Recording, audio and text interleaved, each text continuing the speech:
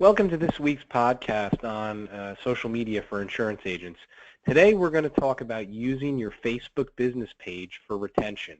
I noticed a lot of insurance agencies out there have kind of become frustrated with Facebook. At the end of the day, that's a silly thing to think because there's just so much potential out there. One of the things that I see in 2016 is there's literally hundreds of millions of Americans out there using it. I would call them addicted to Facebook, where they're looking at it on their phones, on their iPads, on their computers. They're constantly paying attention to it. And as an insurance agent and agency, this is something that we have to take advantage of. We're constantly trying to figure out how do we get more traffic to our website? How do we get more exposure to our agency? How do we let people know that we can be a solution for them when they have a life event, when they need life insurance, when they turn 65 and need Medicare, when they buy a new car and they need auto insurance? We need to make sure we're on their subconscious when those life events occur, and they think of us as the experts, as the gurus, or more importantly, maybe somebody who's currently a client has somebody on Facebook talking about these life events, and they refer us as the solution. In my opinion, the insurance industry has always been about the numbers game, getting that exposure. And in my opinion, Facebook, can be that tool. I'm not saying it's everything, but it's one of the things that you should be doing from a marketing standpoint that is quick, it's efficient, and more importantly, it's free. And most importantly, I truly believe it can have an impact for you. So that being said, what do you need to do to get to the next level, to really use it to increase retention? Step one is, of course, to set up a Facebook business page for your insurance agency. And here's an example kind of one of my current clients, mostly a senior market specialist, but you can see that this is his business page for McBrayer Company Incorporated.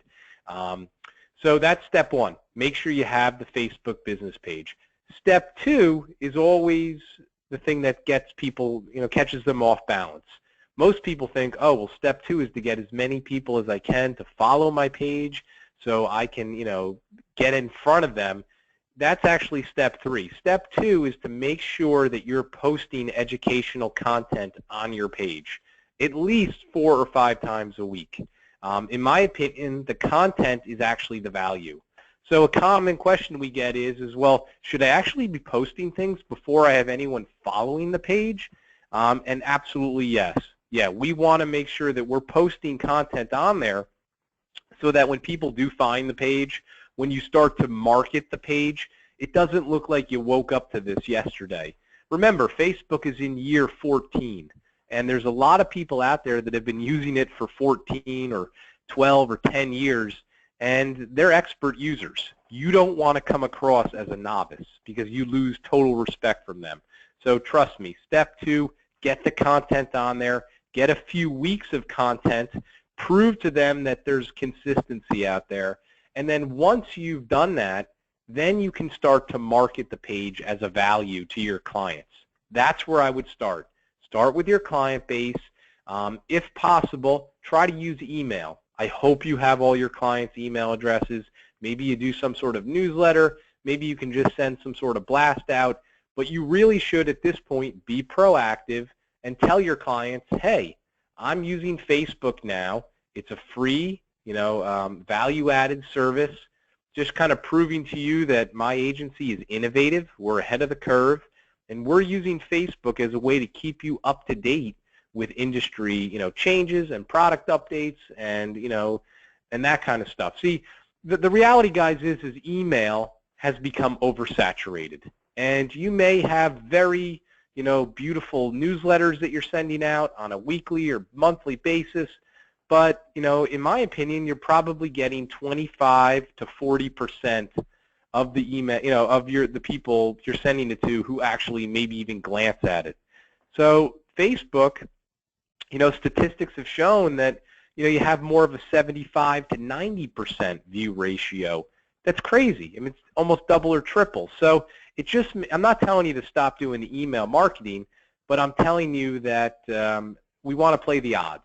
And, You want to get as many, many things out there as possible to be seen. So that's why you want to use email. It's just a way to announce the social media presence, get the people who will then go to your page and become followers of it. They then are on your distribution lists, right? So if somebody goes to your page and they click the like button right here, it's kind of like an opt-in, where now they're going to see all your posts on a daily basis.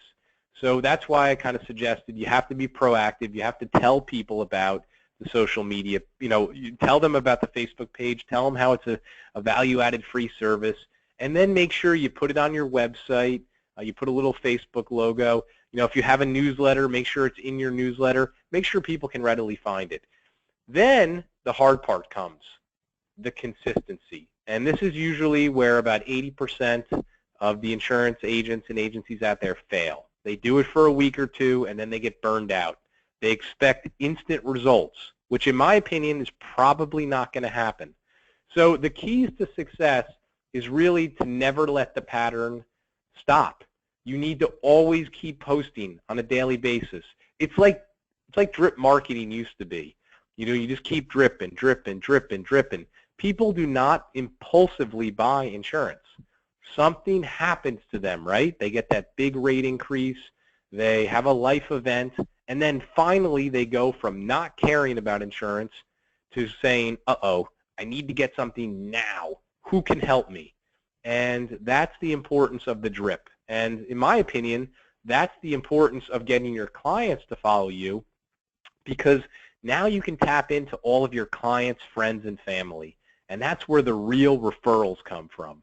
So at the bare minimum, keeping your clients, in front of you helps with retention, but in the end, it actually equals more referrals. So keep posting, never stop. And then, of course, keep marketing your page to as many clients as possible, and that will be the key to, getting in front of more people. So again, just to I always close with this, remember the 3 C's of social media.